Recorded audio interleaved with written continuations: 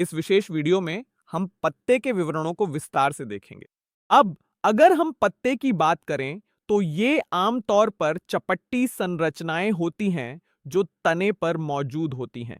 और अगर हम कहें कि यह तना है और वह बिंदु जहां से पत्ता निकलता है, तो यह वही बिंदु है जहां से यह पत्ता उत्पन्न हुआ है और इस विशेष बिंदु को गांठ नोड कहा जाता है। तो हम कह सकते हैं कि पत्ता गांठ नोड पर विकसित होता है और जब यह नोड से विकसित होता है तो इसकी बगल में एक कली होती है।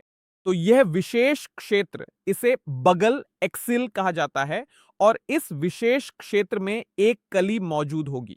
और यही कारण है कि चूंकि यह कली पत्ते की बगल एक्सिल में मौजूद होती है, हम इस कली को बगल कली एक्सिलरी बड कहते हैं। और यह विशेष बगल कली एक्सिलरी बड बाद में एक अलग शाखा बनाएगी। तो इसी तरह हम कह सकते हैं कि पत्ते शूट एपिकल मेरिस्टेम से उत्पन्न होते हैं। हम इस चित्र को भी देख सकते हैं। तो इस चित्र में यह तना है और तने से यह विशेष पत्ता निकला है। तो स्पष्ट है यह बिंदु नोड होगा और यह बिंदु, यह कोण यहां कली होगी और इस कली को बगल कली एक्सिलरी बड कहा जाएगा। अब पत्ते एक क्रम में व्यवस्थित होते हैं जिसे एक्रोपेटल क्रम कहा जाता है। एक्रोपेटल क्रम वह क्रम है जिसमें नई पत्तियां ऊपरी या नवीनतम भाग पर होती हैं और पुरानी पत्तियां उसके नीचे होती हैं। तो मान लीजिए कि यह पौधा है, यह इस विशेष दिशा में बढ़ेगा, तो हमेशा युवा और नई पत्तियां ऊपर होंगी और पुरानी पत्तियां नीचे की ओर होंगी। और जिस विशेष व्यवस्था की हम बात कर रहे हैं उसे एक्रोपेटल क्रम कहा जाता है।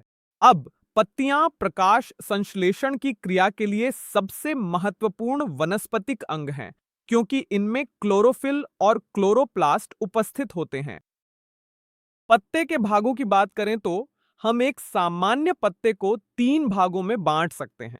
पहला भाग लीफ बेस कहलाता है, दूसरा भाग पेटियोल कहलाता है और तीसरा भाग लैमिना या लीफ ब्लेड कहलाता है।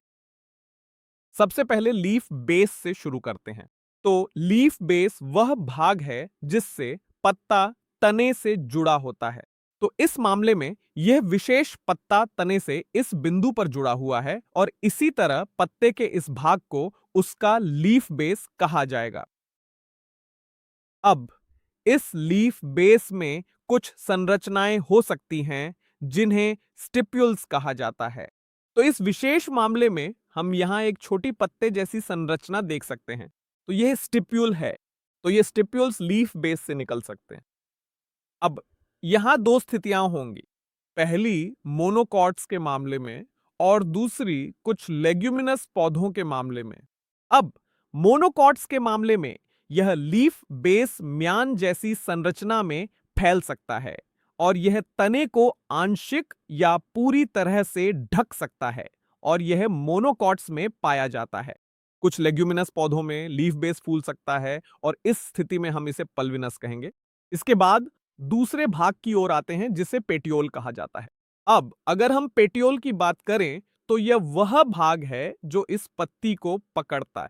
तो यह भाग पत्ती को तने से जोड़ता है और यह लंबा लचीला भाग पेटियोल कहलाता है।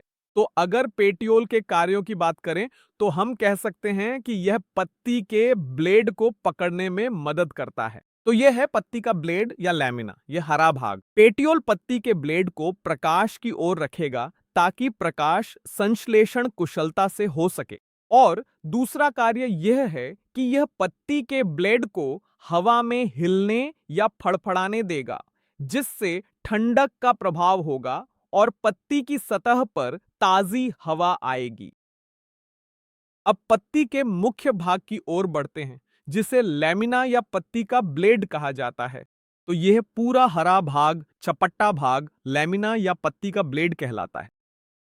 इस विशेष भाग में शिराएं, वेन्स और छोटी शिरिकाएं, वेनलेट्स भी उपस्थित होंगी।